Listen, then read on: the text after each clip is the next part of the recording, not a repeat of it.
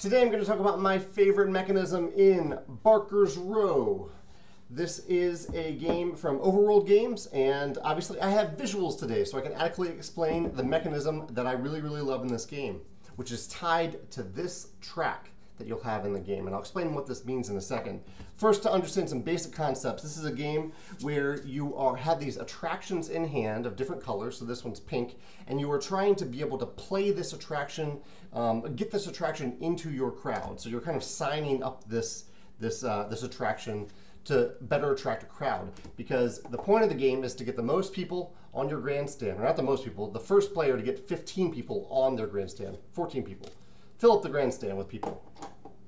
You do that, so if I have this card in hand, it means that I need 4 total value worth of cards. So this is a 1, that's a wild, that's a 4. These are all pink, or the wild counts as pink. This is 4 value, and I need 4 because I start the game at the bottom of this track. I started at 4, and so 4 is the number that I need to get this attraction. So these cards are on the middle of the table. Any player can grab them on their turn.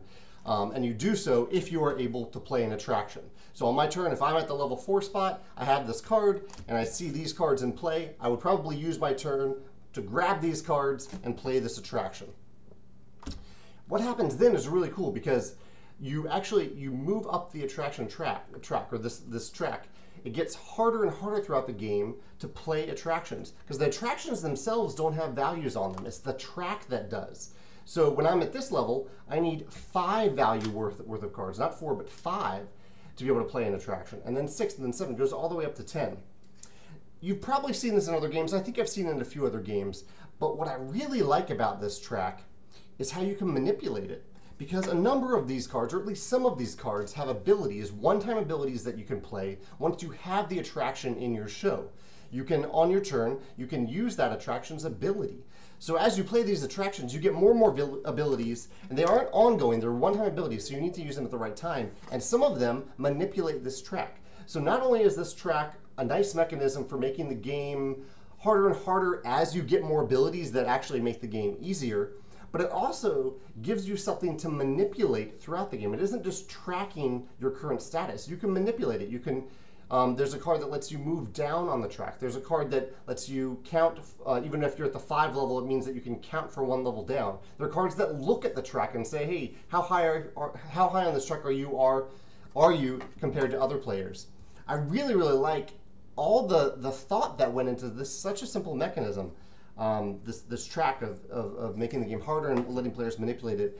And I really like that, because a lot of times in games, the track is just there to keep track of information, whereas this is a fully fledged mechanism to pay attention to and manipulate and use throughout the game. Really cool. Yeah, those are my thoughts on Barker's Row. If you have another example of a game that uses a track in the same way, perhaps in the same way in that it gets escalatingly harder, or that that you can actually manipulate the track and impact your ability to progress in the game, I'd love to hear about your thoughts in the comments. Or if you have a favorite mechanism in Barker's Row, I'd love to hear about that as well. Thanks.